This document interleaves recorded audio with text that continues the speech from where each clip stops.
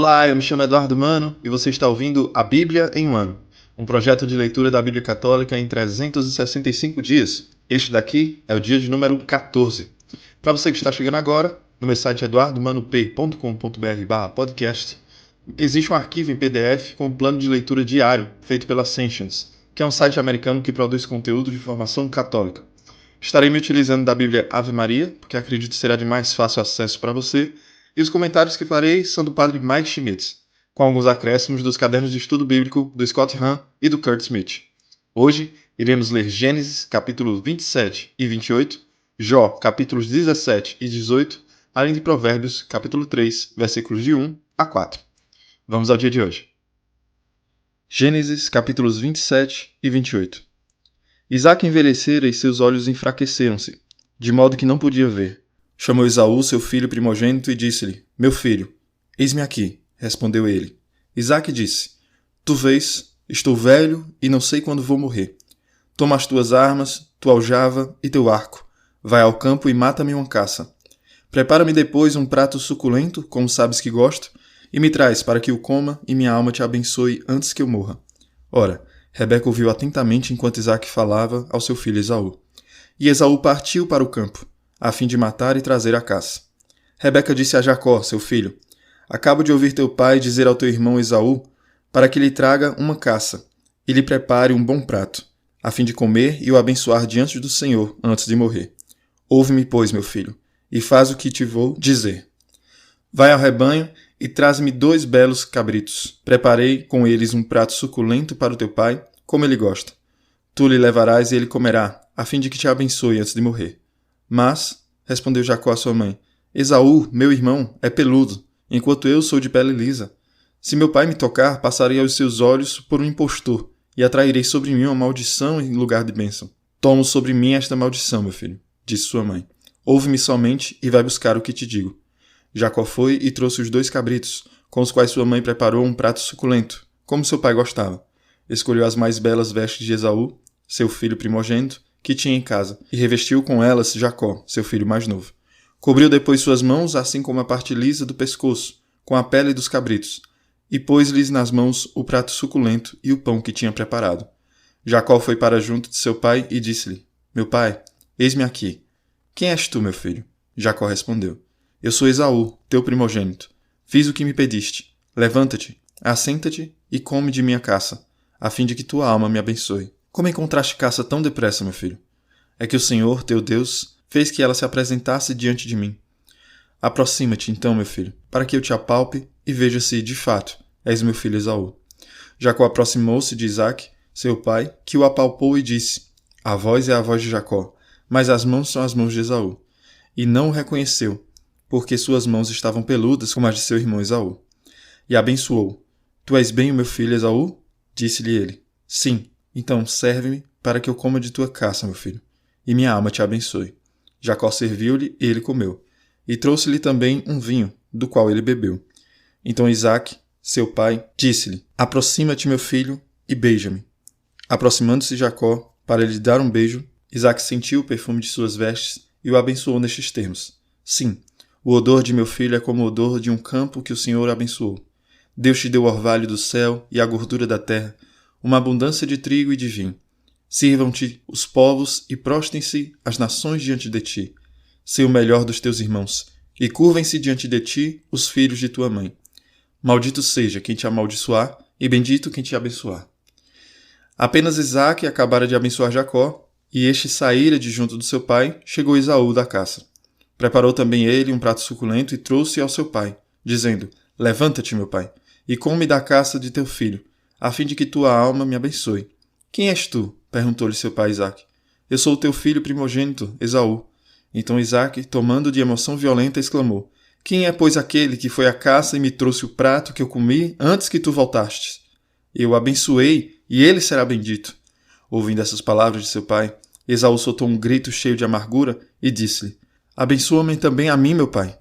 Teu irmão, respondeu Isaque, veio fraudulamente tomar a tua bênção. Esaú disse então: Será porque ele se chama Jacó, que me suplantou já 2 vezes? Tirou-me meu direito de primogenitura, e eis que agora me rouba minha bênção. E ajuntou: Não reservaste porventura uma bênção também para mim? Isaque respondeu-lhe: Eu o constituí teu senhor, e dele todos os seus irmãos por servos e o estabeleci na posse do trigo e do vinho. Que posso ainda fazer por ti, meu filho? Esaú disse ao seu pai: Então só tens uma bênção, meu pai. Abençoa-me também a mim, meu pai. E pôs-se a chorar. Isaque tomou a palavra. Eis, disse ele, que a tua habitação será desprovida de gordura, da terra e do orvalho que desce do céu. Viverás de tua espada, servindo o teu irmão. Mas, se te libertares, quebrarás o seu jugo de cima do teu pescoço.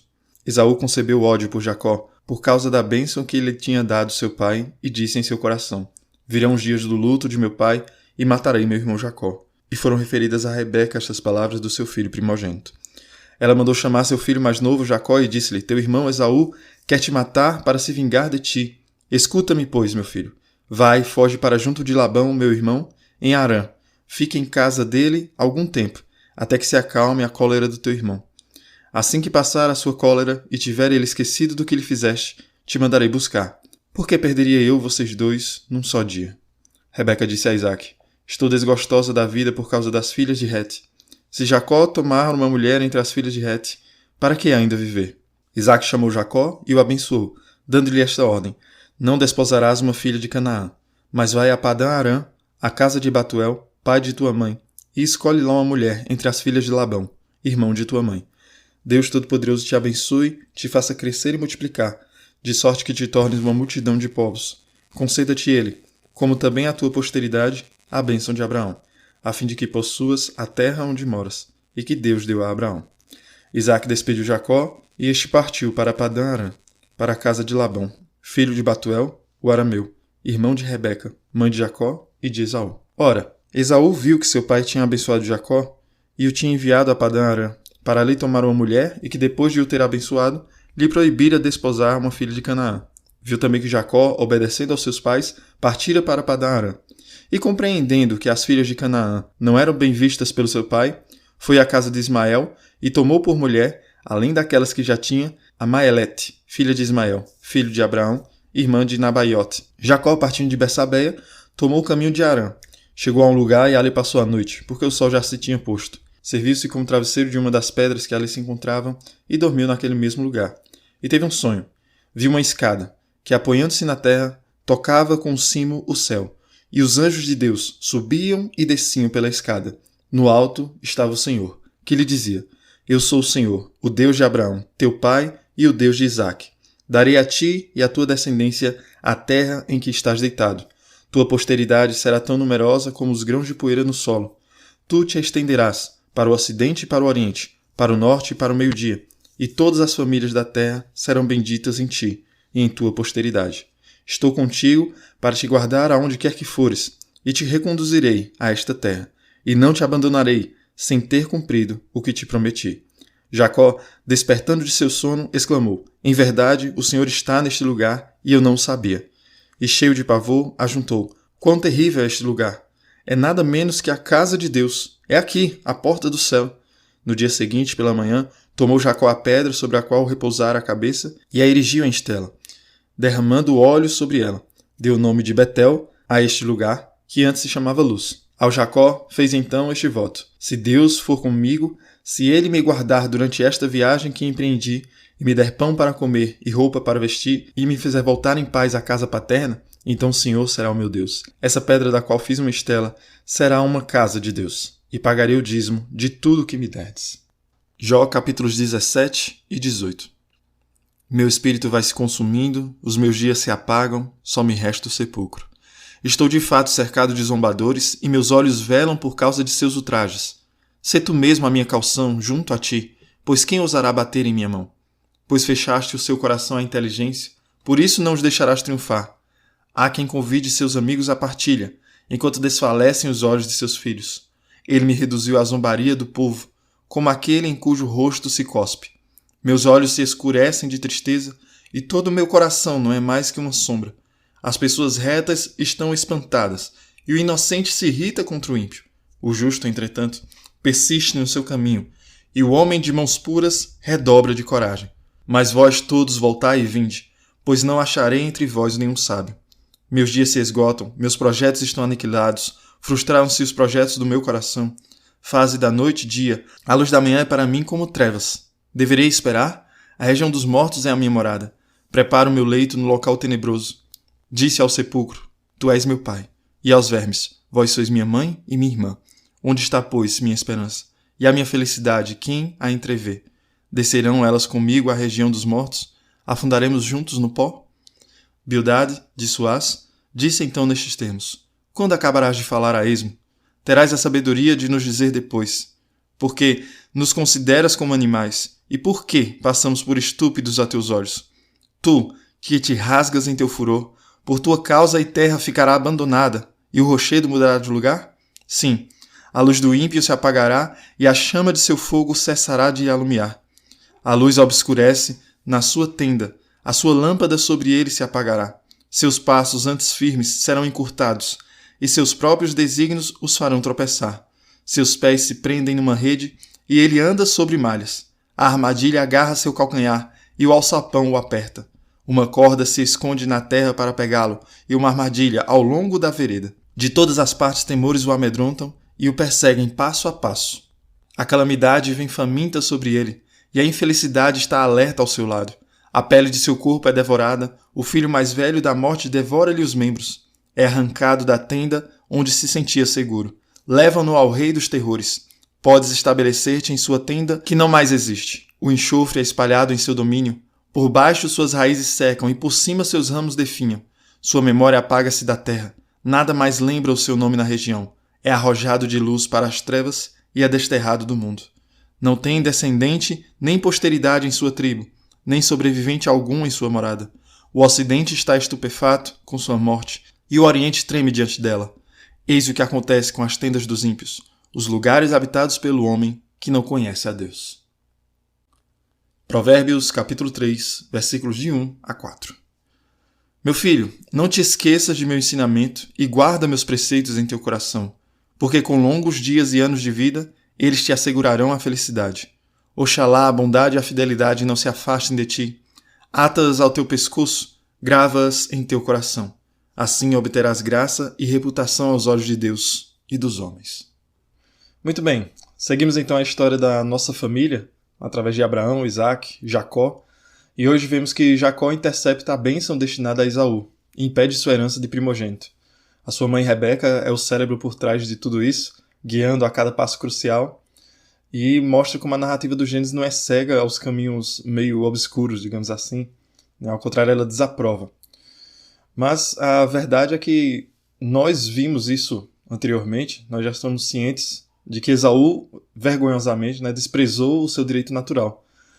E a história ilustra como Deus pode promover seu plano apesar das falhas do seu povo. Deus já havia elegido Jacó sobre Esaú para carregar as bênçãos da aliança abraâmica. Nós ouvimos lá no capítulo 25, versículo 23, um povo vencerá o outro e o mais velho servirá o mais novo. Quando Rebeca pergunta sobre os dois bebês ali na barriga dela em conflito. Então vemos que Isaac está prestes a morrer, que é o momento em que as bênçãos eram dadas, ou quando estava prestes a separar as famílias, como quando os filhos estão prestes a ir embora. E Rebeca, ouvindo tudo o que ele disse, manda Jacó ir à frente e diz que tomo sobre mim esta maldição. E ela paga esse preço caro, vendo Jacó fugindo de Canaã e nunca mais voltando. Aí Jacó se apresenta a Isaac, que é enganado por 3 dos seus sentidos que lhe restavam. Ele estava cego, mas prova do tato, tocando a pele de Jacó, o paladar, provando o alimento, e o olfato, quando pede para que ele se aproxime para beijá-lo. Somente na audição ele consegue identificar que é Jacó, mas não faz suficiente para ele acreditar que não seja Esaú. Então ele dá a bênção da fertilidade da terra, que são as prosperidades e a abundância que veremos na terra prometida, lá em Deuteronômio. Fala sobre ser o Senhor dos teus irmãos. Isso nós veremos mais na frente, quando chegarmos na fase dos povos edomitas e israelitas. Os edomitas são descendentes de Esaú e os israelitas serão os descendentes de Jacó. E a descendência de Jacó ela submete os edomitas sob seu senhorio lá no reinado de Davi. Depois ouvimos Esaú chegando e recebendo a notícia do seu pai Isaac de que a bênção já havia sido dada.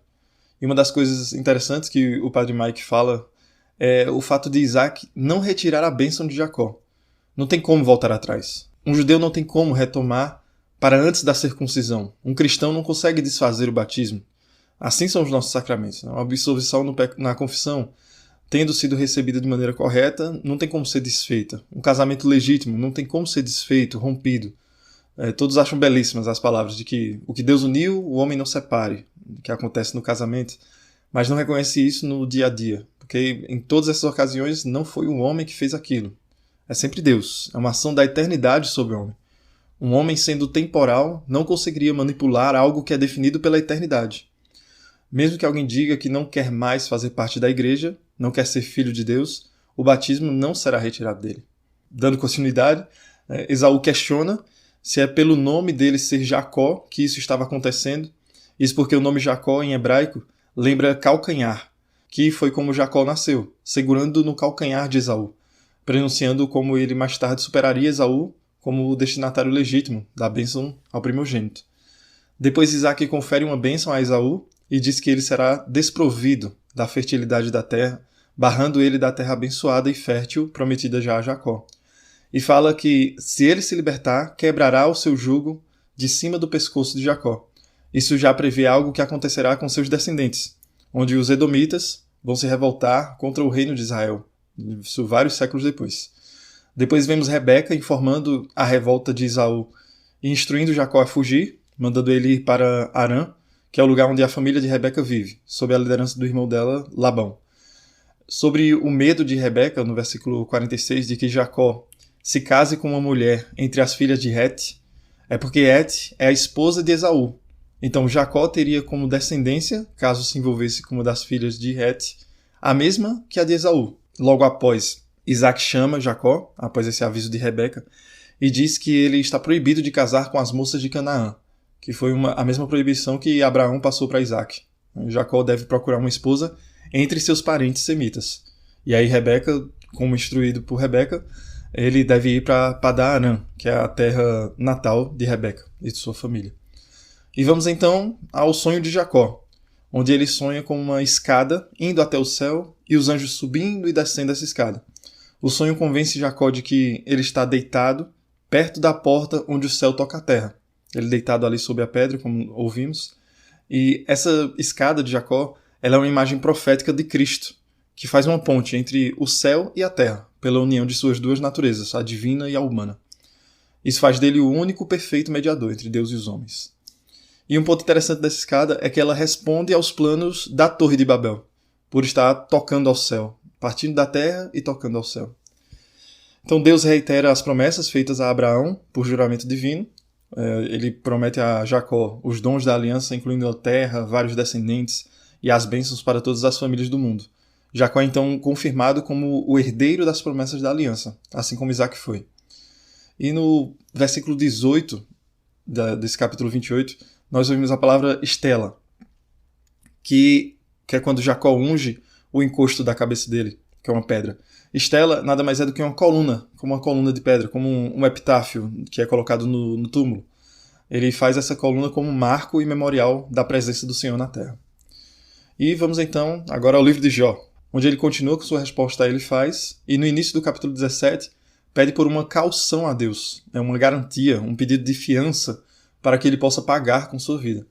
No versículo 4 ele faz algo novo, ele responsabiliza Deus por manter os amigos fechados à verdade do que ele está passando. No versículo 10, ele provoca seus amigos, dizendo: voltai e vinde, para que continuem suas acusações. Ele faz isso por estar certo da sua inocência. E então no capítulo 18, Bildade faz seu segundo discurso, começa seu segundo discurso. Após uma breve repreensão, ele reitera o aviso, agora familiar, de que as dificuldades ocorrem com homens maus. Ele no início se insulta por Jó considerar o conselho de seus amigos estúpido, já no versículo 3, e utiliza-se até de palavras fortes, como no versículo 13 fala da morte devorar a pele, já que Jó está padecendo de uma doença referente à pele. Dos versículos 17 ao 19 ele partilha a crença antiga de que a memória e a posteridade são as únicas maneiras de viver após a morte. Nessa perspectiva, nada pior poderia ser imaginado para um homem do que ter sua boa reputação morrer com ele e deixar este mundo sem descendentes, que é uma crueldade grandiosa de Bildade, porque Jó perdeu seus 10 filhos. Assim a gente encerra a leitura de Jó hoje. A continuidade do discurso de Bildade, nós damos continuidade amanhã. Então que de hoje nós possamos buscar essa fidelidade aos sacramentos que nos foram dados, mesmo que não achemos merecidos, que eles não podem ser retirados. Somos batizados, então por mais indignos, por mais desmerecedores que eu seja, ainda assim eu não deixarei de ser filho de Deus. Eu tenho um pai e preciso agir em conformidade com ele. Como diz o trecho dos provérbios de hoje, Oxalá, a bondade e a fidelidade não se afastem de ti. Queira Deus que a bondade e a fidelidade não se afastem de nós. Reze por mim e que Deus abençoe você. Até amanhã.